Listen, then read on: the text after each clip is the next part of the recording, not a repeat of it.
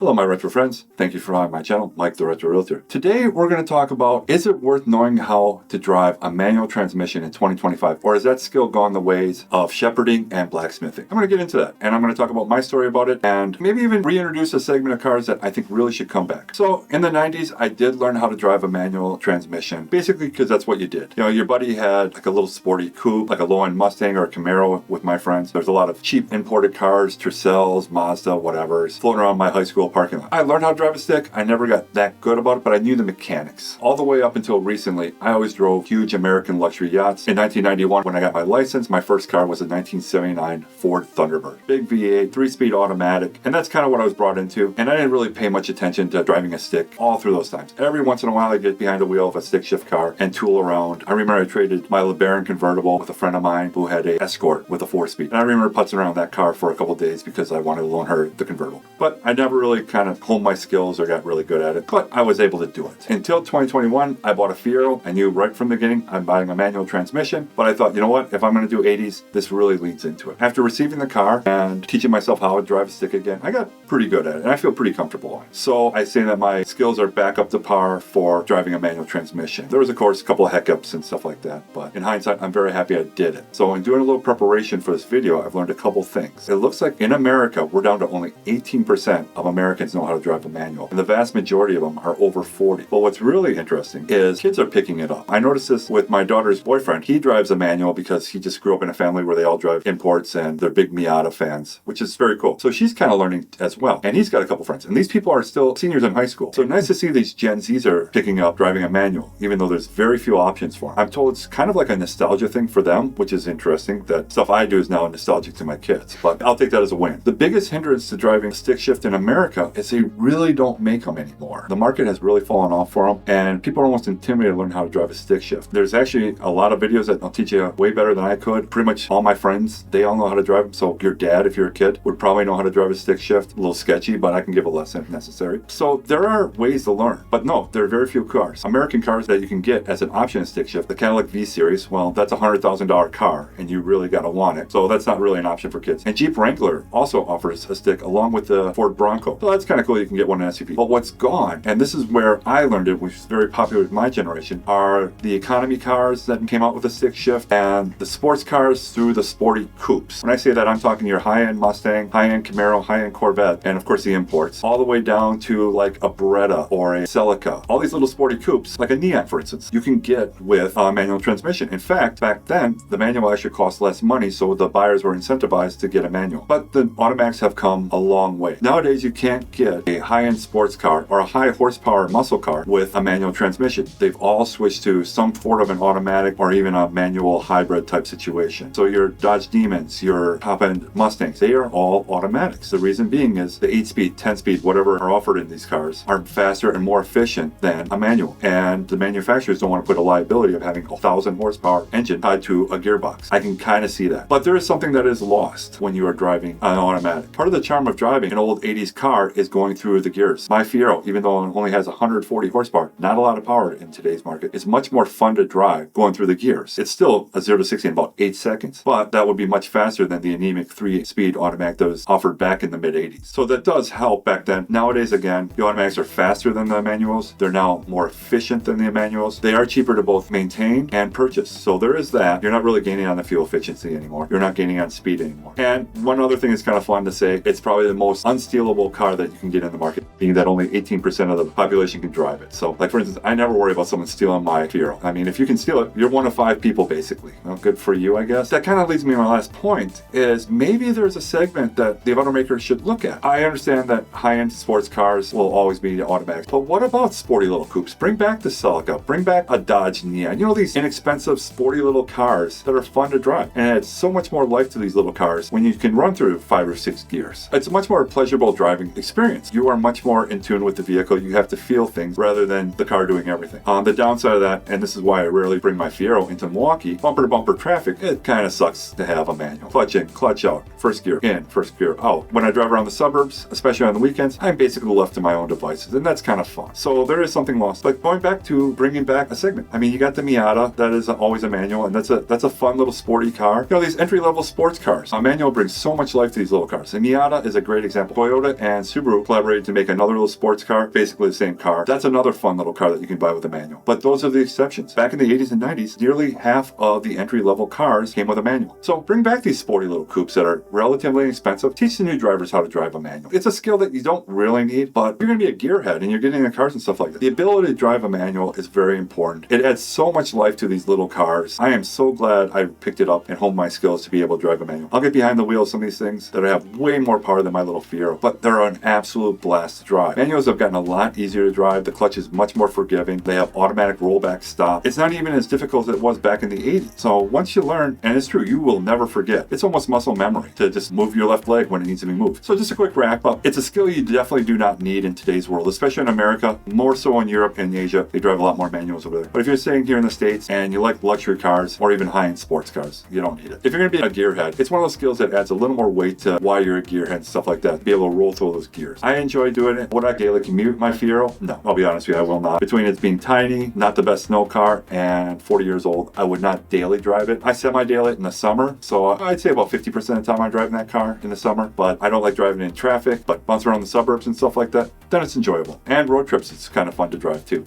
Once you get in fifth gear, it just hums. So that being said, maybe it's a skill worth picking up. Thanks for tuning in today. Hope you walk away with a nugget of knowledge, or at least a different perspective on something you may not have thought about for a while. Keep it retro, my friends. We'll talk to you soon.